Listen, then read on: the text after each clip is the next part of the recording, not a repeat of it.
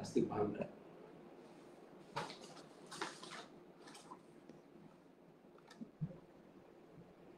Oh, saya kepala macam sini ya. Macam ni ya? Kalau semua.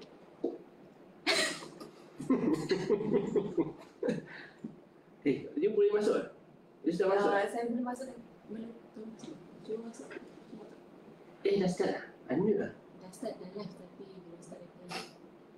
Jangan saya join. Boleh unmute tak? Boleh unmute dulu kan? Tak dengar kan? Nak check suaranya ni. Dah masuk. Dah masuk. Tak tu. Dia tekan dia ni. Tekan dia ada ni. Kesannya one link je saya. Sebab ada 2 orang masuk. Cuba you tak dekat KPC. Ada 2 link kan soalan. Satu tu the hebahan, satu lagi yang live punya. Oh, lain lah. Okay, I can masuk if I cari camera. Nak kena tunggu 10 viewers kan? Okay. Kalau I nak cakap, you try tengok ni. Boleh tak? Test 1 2 3. Test 1 2 3. Lagi, I still hear Dr. Anas. Oh ya ke? Unmute dulu lah. Oh, lambat. Must be your internet lah kan? Pasti.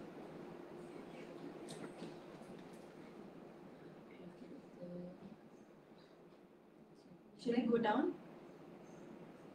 Tu awak begini.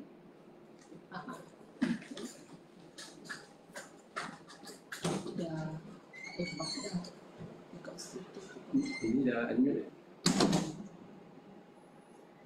Takut kalau tak tekan ni.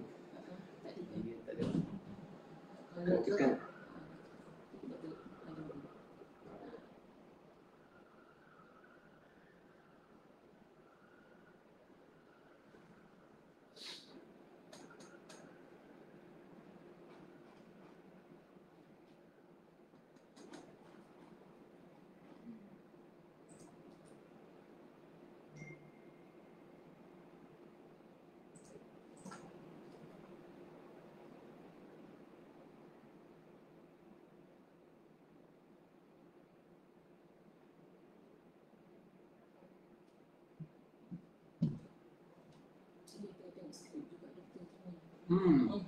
Okey. Tak macam tak nampak lagi lah.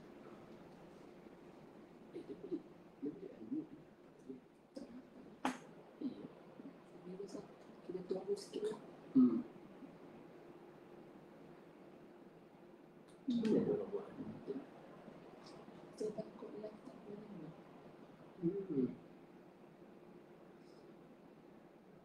Sebab kalau yang boleh make tu macam Google Meet tu kan macam video.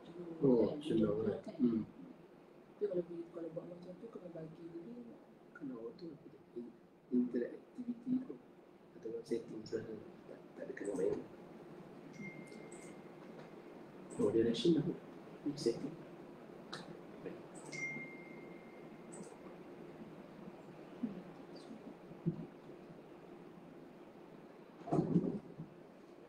Test 1 2 3.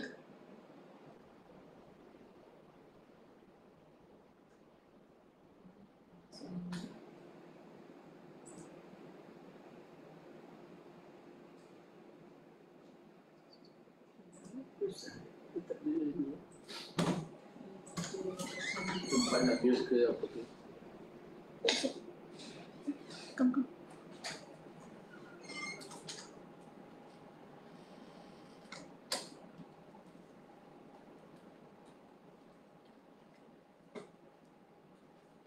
Belum.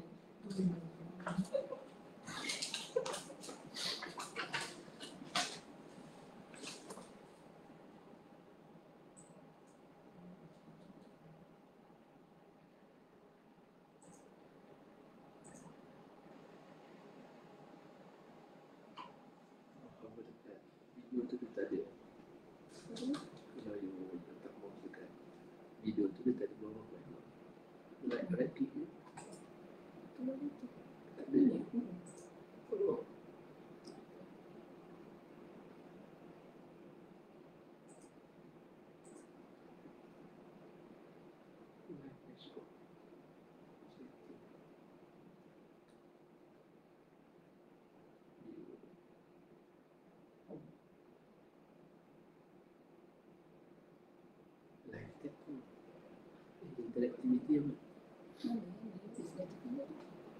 Oh, kalau ni setting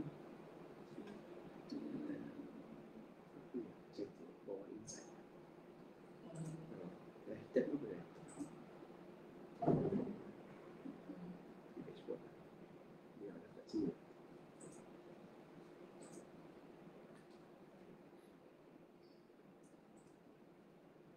Oh, dia tu. Oh, dia dah start. Nanti lama-lama dia akan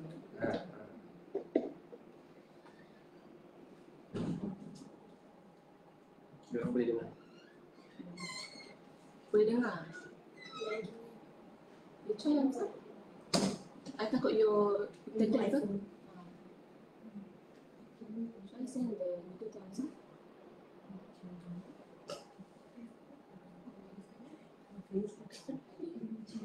Oh, boleh dengar.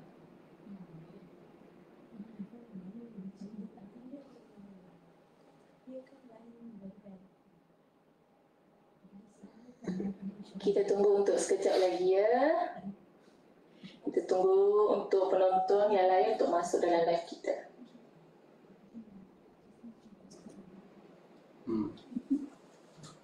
Tapi kalau without mikrofon boleh dengar. Betul, line sini terus pun saya tak boleh connect. Ya, saya tadi pun memang tak ada langsung. Sebab tu dia punya internet ni. Tapi dia tak bagi kan dia punya wifi. But Oh, it's ya. not be a problem, right? If you're going with the flow, even though they deny the key, Still it will look like Ah. it's in the flow, right? You just contact one of the staff dekat bawah. So So dia orang masuk. untuk tengok dengar tak?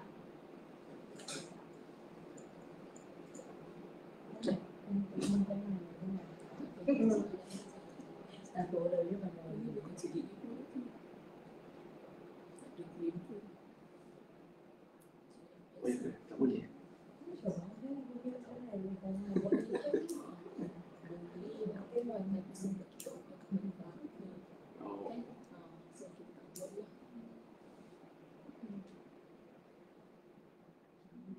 ada benda lain tak ada.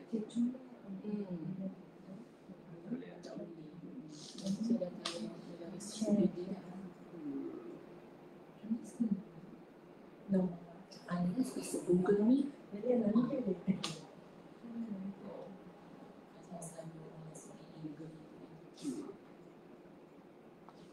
Dengar tak?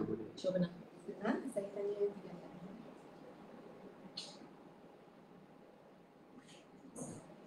Memang XX terus. Test 1, 2, 3. Dah lagi dia lagi. Dia boleh dengar tak Syobana baru keluar. Lagi mak. Tak apa, nanti yang video tu boleh share. But I think it's start. Dah banyak juga.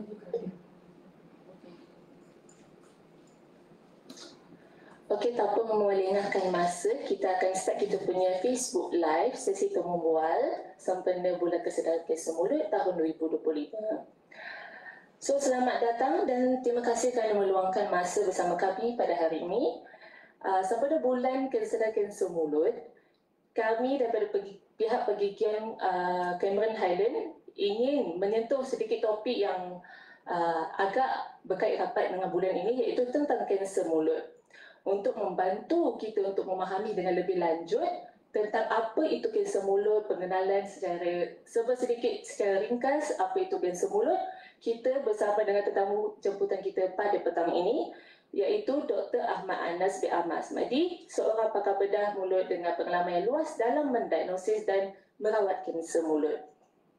Sebelum saya melanjutkan kita punya sesi live ini, izinkan saya untuk memperkenalkan sedikit tentang latar belakang tetamu jemputan kita pada petang ini.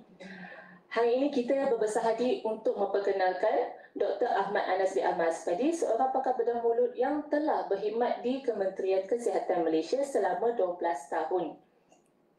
Dr. Anas juga telah berkhidmat di Hospital Daerah Kuala Lipis selama 1 tahun, memberikan khidmat kepada komuniti setempat.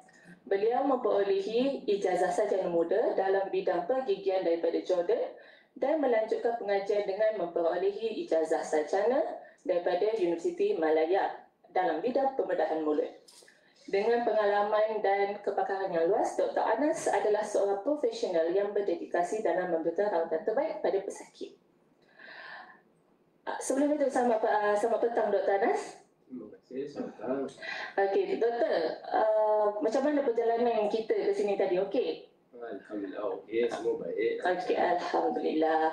So, untuk tidak melengahkan masa lagi, kita terus kepada isi sesi live interview kita pada petang ini. Jadi doktor, untuk soalan pertama saya, secara ringkas, apa yang boleh doktor jelaskan tentang kanser mulut? Silakan doktor. Okay, baik. Assalamualaikum dan salam sejahtera semua.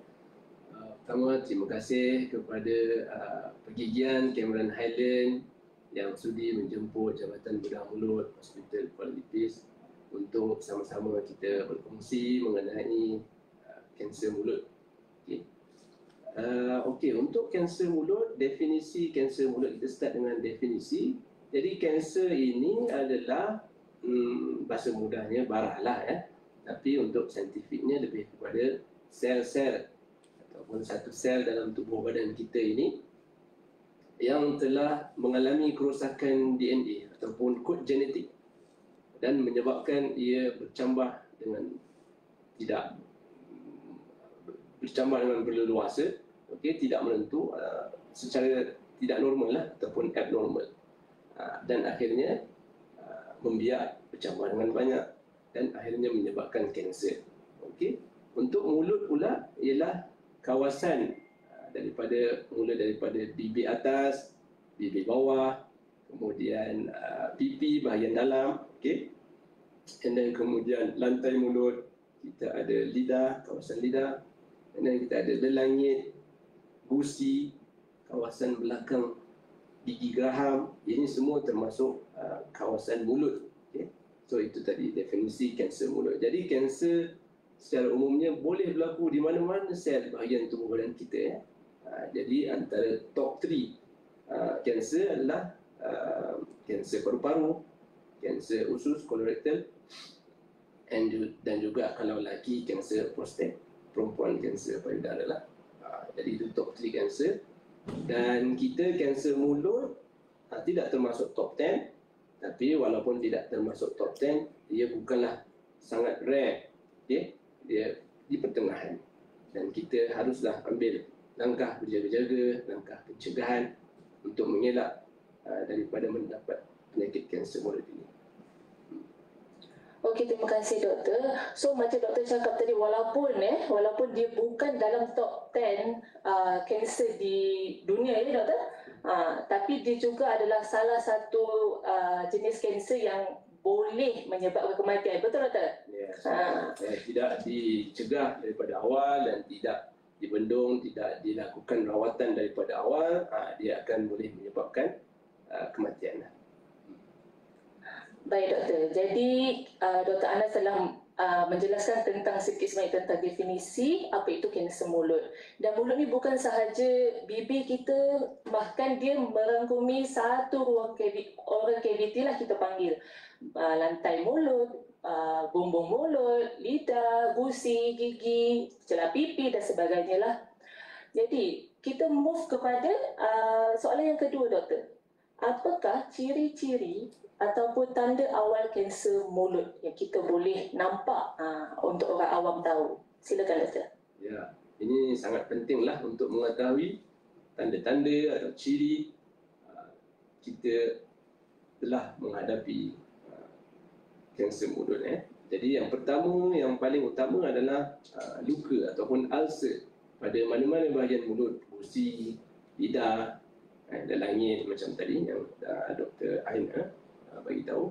Mana-mana luka di kawasan mulut yang telah berada di sana selama lebih 2 minggu ke atas. Okay? Sebab seperti yang kita ketahui, ulcer ada pelbagai jenis.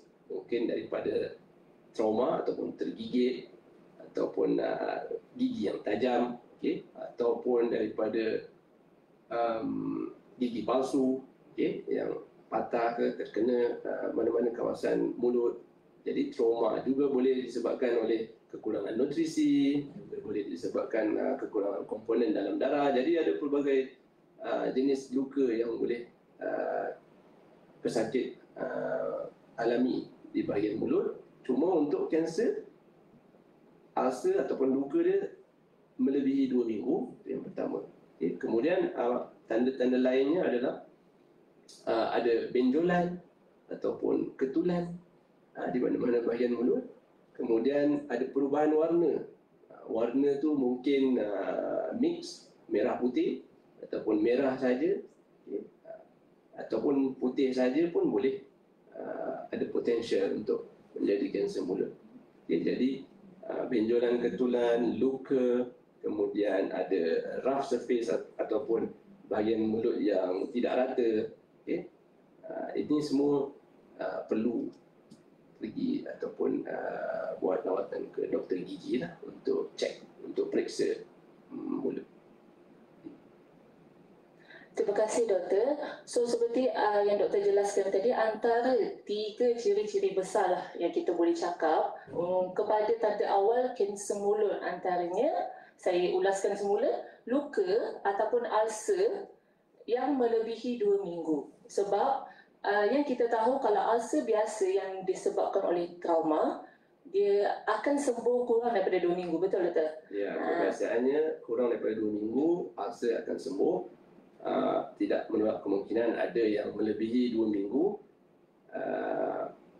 pun boleh ada. Cuma kita selepas 2 minggu saja perlu cek untuk tentukan sama ada dia bukan yang bahaya. Ya, jadi perlu cek selepas 2 minggu. Jadi untuk penonton kita di luar sana, kalau macam kita cek setiap hari dalam mulut tu ada ulcer tak lebih 2 minggu dia hilang, itu normal lah. Tapi kalau dia melebihi 2 minggu, kita patut ambil langkah yang lebih proaktif untuk kita pergi mendapatkan pemeriksaan di klinik pergigian terdekat. Baik doktor, untuk yang seterusnya, boleh doktor jelaskan sedikit untuk penonton kita, apakah faktor risiko kepada kanser mulut? Ya, ini yang soalan selalu kita dapat. Okey. Faktor ataupun risiko yang berbahaya yang boleh menyebabkan seseorang mendapat kanser mulut adalah yang pertama, ini sudah dibuat kajian saintifik, beratus kajian saintifik. Okey, yang pertama adalah tobacco, ataupun dalam sigaret, dalam rokok ni ada tobacco. Smoke ataupun smokeless tobacco pun dua-dua boleh menyebabkan kanser mulut ataupun dikategorikan sebagai yang berisiko tinggi lah untuk mendapat kanser mulut. Yang kedua adalah biji pinang ataupun buah pinang, and then kita ada alkohol, kemudian daun sirih. Daun sirih biasanya dia bukanlah dimakan seorang sendiri dia, daun sirih sahaja, tapi dia biasanya dicampur, digunakan dengan tobacco, digunakan dengan pinang, ataupun digunakan dengan kapur pun boleh. Jadi mixture of substance tu tadi, ataupun bitter quid kita panggil, itu yang berbahayalah. Tapi kalau daun sirih saja, dia tidaklah terlalu tinggi risiko untuk menyebabkan kanser mulut. Biasanya bila dia diambil dengan bahan-bahan lain tu tadi, seperti tobacco, pinang, ini yang akan meningkatkan risiko untuk mendapat kanser mulut. Jadi tobacco, alkohol, pinang, sirih pun boleh. Terima kasih doktor. Jadi seperti doktor sebut tadi, antara faktor risiko kepada terjadinya kanser mulut adalah yang paling utama tobacco ataupun kita panggil tembakau lah. So yang kedua pula biji pinang, yang ketiga alkohol, dan yang keempat daun sirih lah. So untuk pengetahuan doktor lah, kalau dekat Cameron Highlands ni memang kami punya populasi orang yang makan pindang ni Hmm. sangat besarlah, meluas. Sebab kita ada banyak perkampungan orang-orang asli jugalah. So kalau ada yang penonton kita tengok ni, kalau ada macam ahli keluarga yang masih lagi mengamalkan tabiat ni, bolehlah kita sama-sama pesan. Ataupun jika ada ciri-ciri awal yang seperti doktor cakap awal tadi, iaitu luka atau ulcer, dan ada pula habit meter feed ataupun makan biji pindang atau sirih tu, kita boleh pergi buat pemeriksaan gigi lah. Okey? Okey doktor, untuk yang seterusnya, soalan saya, apakah kepentingan pengesanan awal kanser mulut? Selalunya lah kita dengar, kita kena kesan awal supaya itu yang kita nak tanya, kenapa kita kena kesan awal? Apakah kepentingan kepada pengesanan awal self mouth examination kita tu? Boleh doktor jelaskan sikit? Ya, okey. Jadi kenapa kita warga kesihatan, okey, ataupun mana-manalah bahagian, contoh kita daripada bahagian mulut kan, mana-mana bahagian yang selain kita pun mereka akan galakkan untuk pencegahan awal, okey, pengesanan awal juga. Okay, sebab apabila kita temukan kanser mulut di peringkat awal, kita punya ramalan kesembuhan total itu sangat tinggilah, okey. Dan kalau kita jumpa kanser mulut ini di tahap yang lewat, tahap 3, tahap 4, dia punya ramalan kesembuhan dia tu akan jatuh bawah daripada 50%. Jadi sebelum kanser tu tahap 3, tahap 4 yang mana kebanyakannya akan merebak kepada lymph nodes, okay, di bahagian leher ataupun merebak ke bahagian paru-paru, ini akan menurunkan kita panggil ramalan kesembuhan okay, kesembuhan ataupun prognosis, okay, kepada bawah daripada 50%. Jadi itu sebab kalau boleh kita nak cegah yang pertama, ataupun kita nak kesan semasa kanser ini tahap 1 dan tahap 2, kerana keberkesanan rawatan itu adalah lebih tinggi. Okay. Yes. Tapi tambah sikit lah. According to National Cancer Registry, malangnya tahap 3 dan tahap 4 adalah tahap yang paling dijumpai di mana-mana fasiliti kesihatan. Dalam tahap 1 lebih kurang 19%, tahap 2 lebih kurang tahap 1 18%, tahap 2 lebih kurang 19 hingga 20%, tahap 3 dah melonjak kepada 30 lebih peratus, tahap 4 48 ke atas peratus. Jadi kebanyakan pesakit-pesakit yang datang di klinik pergigian ataupun di klinik kesihatan, mana-mana fasiliti kesihatan, biasanya sudah di tahap 3 dan 4. Jadi itu akan mengurangkan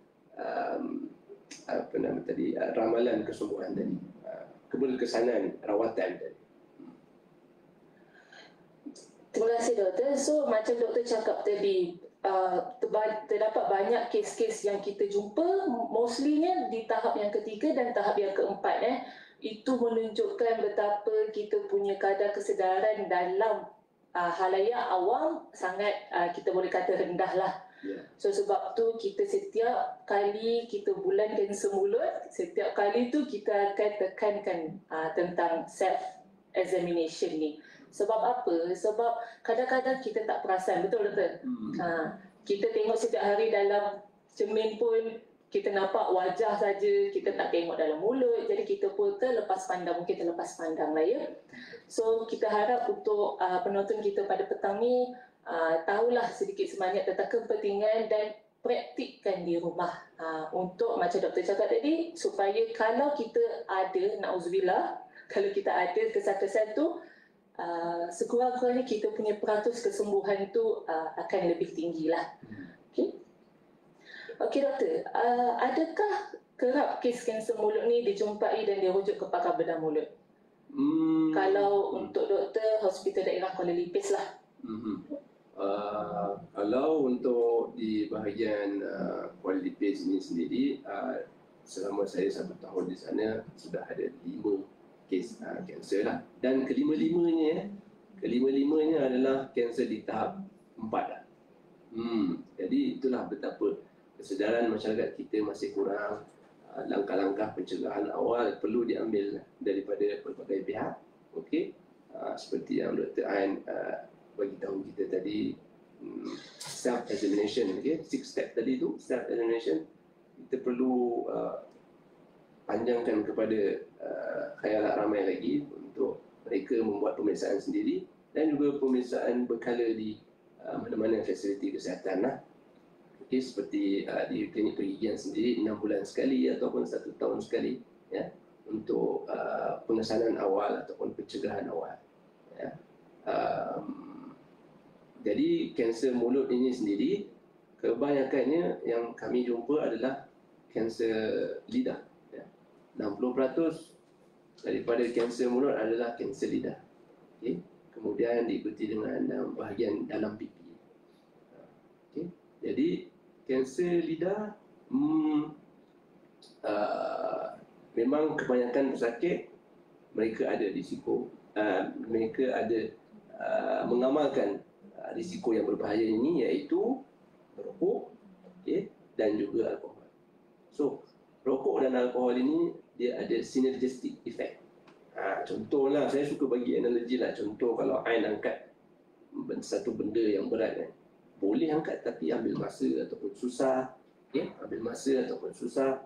Tapi kalau bayangkan ada seorang lagi yang tolong Ain angkat barang tu, bagaimana mudahnya. Ataupun kalau dia yang tolong tu, dia bawa yang tolak untuk angkat barang tu, lagi mudah. Nah, alkohol dengan rokok ini macam itu, dia saling membantu untuk meningkatkan risiko kanser mulut dalam kanser mulut untuk pesakit.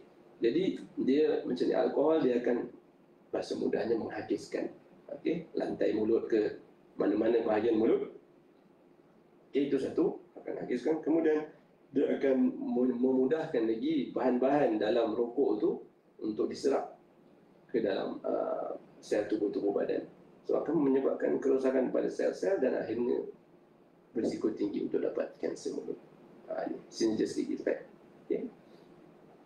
Baik, terima kasih doktor. So macam doktor cakap tadi, itulah synergistic effect. So kalau macam kita nak cakap sebenarnya tabiat merokok dengan alkohol ni bukanlah satu tabiat yang sihat, betul?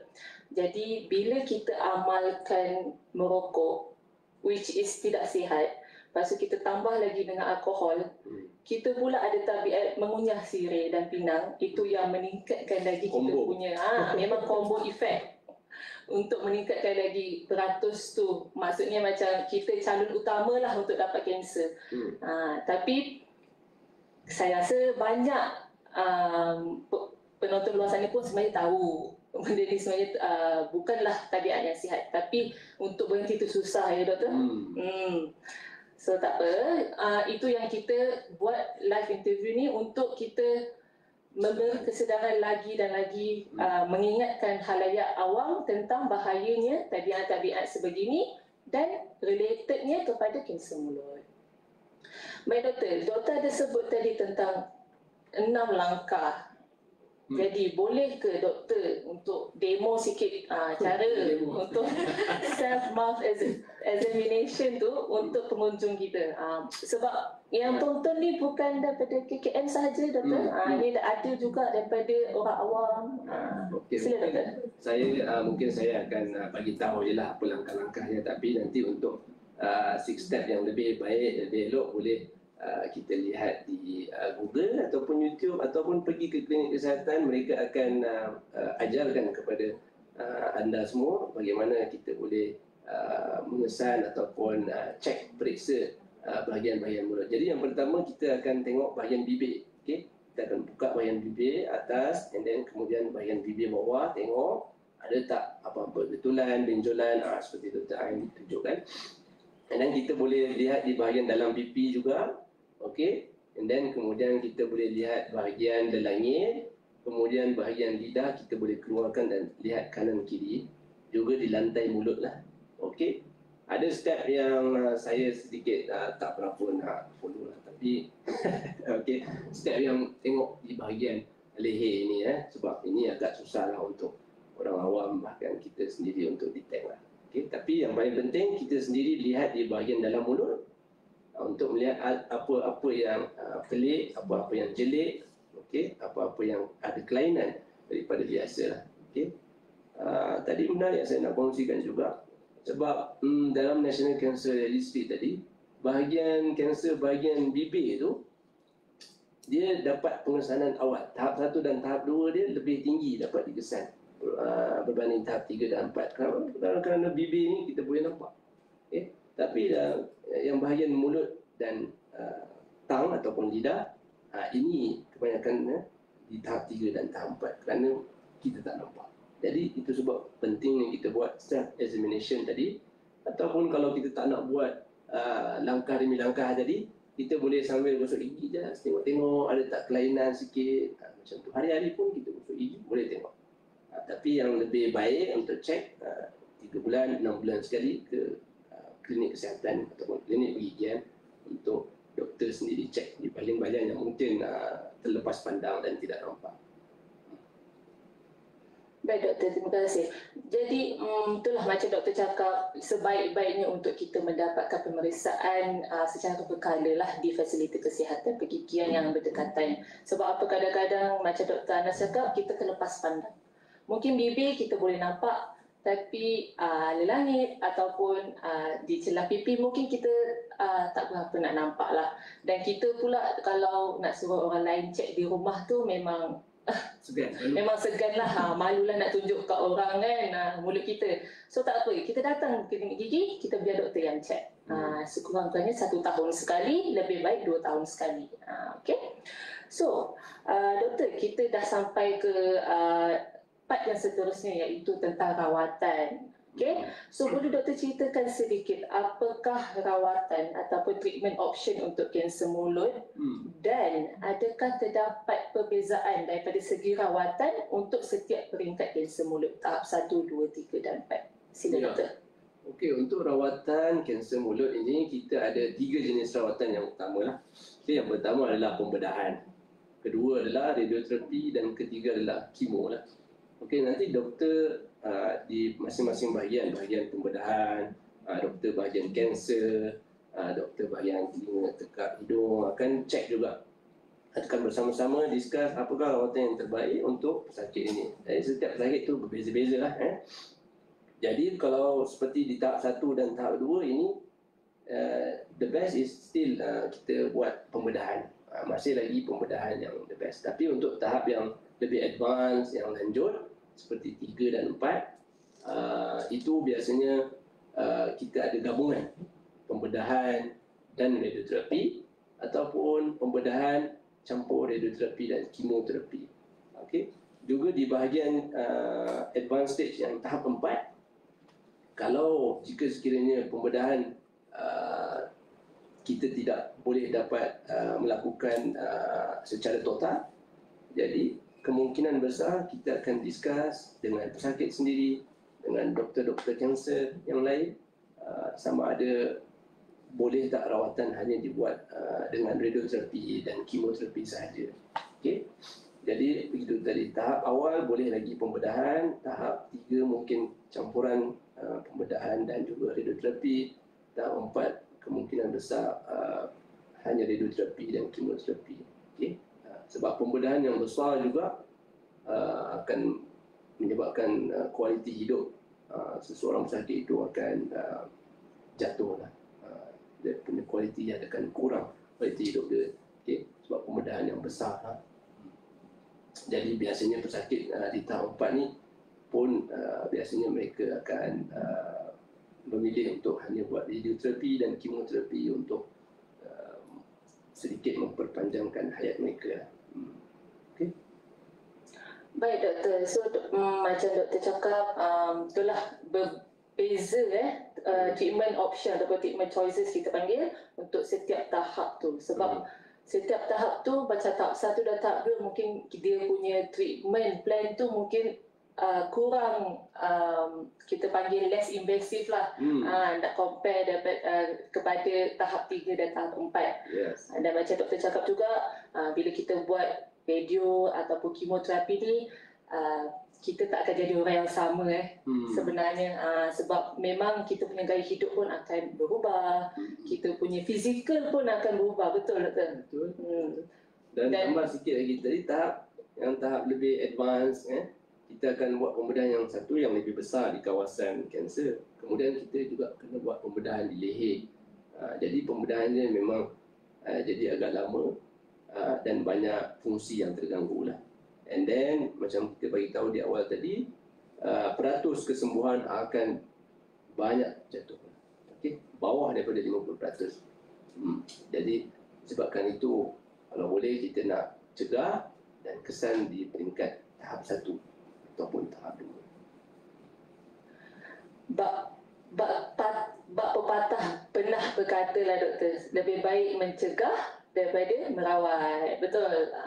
Sebab itu pentingnya untuk kita buat mouth self-examination ni lah dan pemeriksaan secara berkala. Okey doktor, sebelum kita ke penutup kita pada petang ni, saya nak baca sedikitlah soalan daripada kita punya penonton. Ada kita di dalam chat box ni. Siapa-siapa yang nak tanya soalan boleh tanya soalan juga ya. Bukan selalu kita nak buat dengan Dr. Anas ni. Okey, untuk soalan yang pertama doktor daripada pendoktor kita.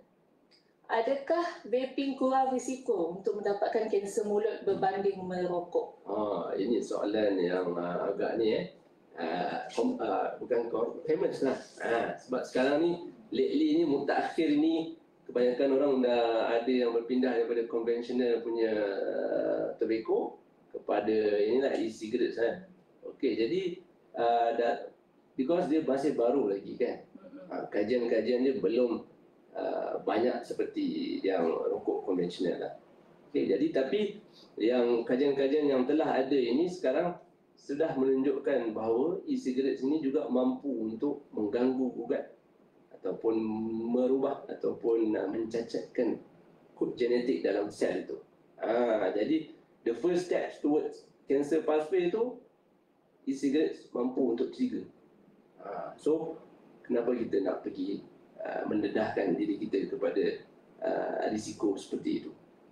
Jadi walaupun ya betul kajian mengatakan e-cigarettes punya toxicity adalah lebih kurang berbanding conventional cigarettes, okey. Tapi kurang risiko tidak bermakna bebas risiko. Jadi kita kalau boleh kita hindarkan. Saya suka analogi lagi. Okay. Sila doktor, sila. Okey, jadi kalau macam seperti kita bawa kereta lah kan. Of course lah kita nak bawa dengan kelajuan yang minimum, tidak terlalu laju. And then kita tidak bawa laju di seleko. And then kita tak memotong semasa double line. Okey. Jadi semua risiko-risiko yang boleh menyebabkan kemalangan itu kita hindarkan. Jadi begitu juga dengan kanser mulut. Risiko-risiko berbahaya yang boleh menyebabkan kanser mulut, okey, risiko mendapat kanser mulut tinggi, okey, seperti tadi, tobacco, alkohol, okey, e-cigarette pun termasuk, okey, pinang, ini semua kita patut hindarkan. Okey doktor, saya suka dengan ayat doktor tadi. Kurang risiko tak bermaksud bebas risiko.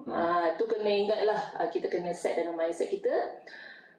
Tak semestinya dia less dangerous tak bermaksud dia tak dangerous ataupun tak bahaya.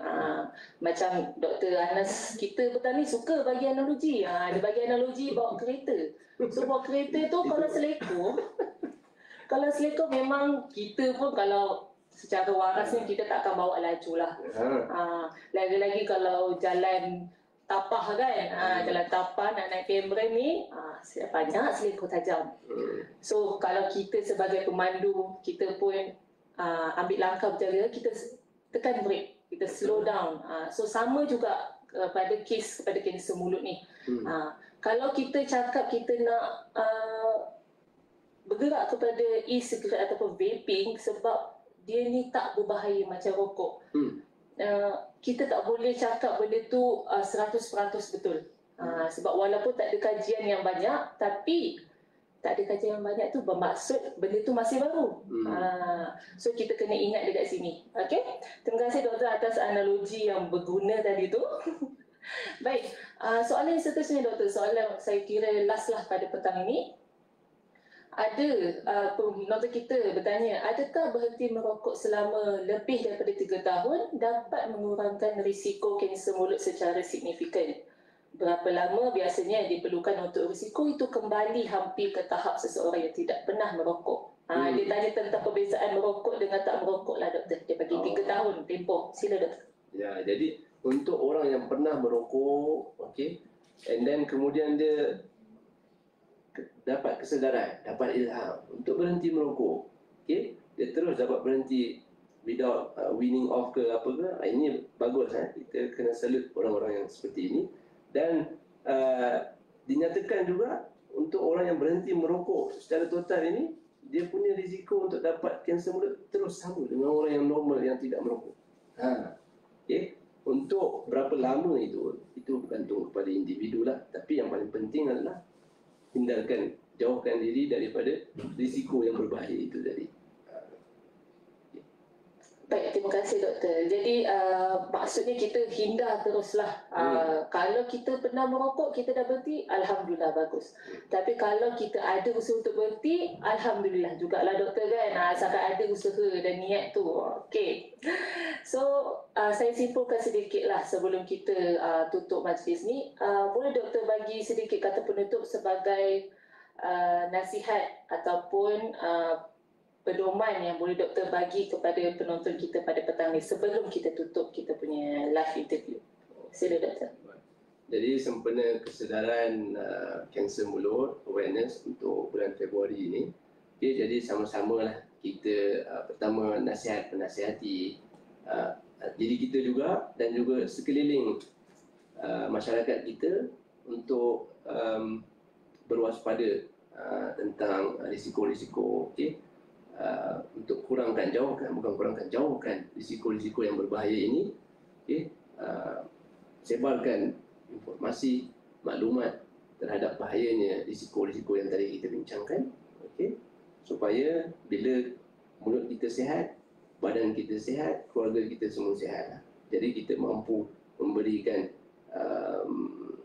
sumbangan yang lebih banyak kepada sekeliling kita, masyarakat, bangsa juga dan negara lah. Jadi kita jadi bangsa yang efektif, proaktif, disebabkan mulut kita yang sihat, badan kita yang sihat. Okay. Jadi juga kita sebagai warga kesihatan, kita perlu menunjukkan contoh dan tauladan yang baik juga lah. Takkanlah kita bercakap tentang kanser mulut, kita sendiri merokok, kita sendiri e-cigarette, macam tak kena, tak tepat lah. Jadi bermula daripada diri sendiri, kita panggil tadi walk the talk. Itu contoh tauladan yang baik.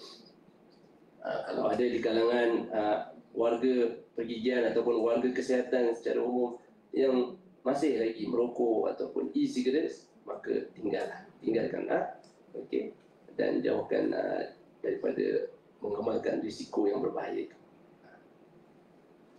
Okey, terima kasih doktor. Jadi begitulah tentang pesanan kepada khalayak awam. Untuk sempena bulan kesedaran kanser mulut ni, umumnya kita tekankan tentang pengesanan awal. Macam kita bincangkan pada awal interview tadi, temu bual kita tadi, iaitu pentingnya pengesanan awal ni telah menjadi tema utama untuk kita punya bulan kesedaran mulut, kanser mulut, setiap tahun doktor. Jadi pemeriksaan pergigian berkala juga adalah sangat penting kerana selalunya doktor pergigian inilah yang menjadi kita panggil frontliner ataupun orang yang pertama yang boleh mengesan kes-kes kanser mulut di khalayak awam lah. Okey, Dr. Anas juga ada menekankan bahawa diagnosis yang lebih awal kadar kelangsungan hidup juga adalah jauh lebih tinggi berbanding daripada diagnosis yang agak terlambat lah. Okay. So terima kasih banyak Dr. Anas kerana meluangkan masa untuk berkongsi pengetahuan yang sangat berharga tentang kanser mulut. Sebelum saya mengakhiri kita punya sesi temu bual pada petang ni, suka untuk saya kita panggil promote lah kita punya klinik pergigian Cameron Highland. Bukan apa doktor, kita promote ni bukannya kita nak untung. Kita promote ni supaya kesihatan pergigian untuk orang awam juga. Dia punya benefit untuk orang awam untuk datang ke klinik kita ataupun untuk mengetahui lebih lanjut tentang info-info pergigian, boleh ke laman sosial kita iaitu Facebook Pergigian Cameron Highlands, dan kita juga ada Instagram doktor ya. Di Instagram Pergigian Cameron Highlands juga untuk mendapatkan info lebih lanjut lah tentang pergigian. Dan saya selit sikit lah doktor. Saya selit sikit tentang sesi temu janji untuk ke klinik pergigian Cameron Highlands.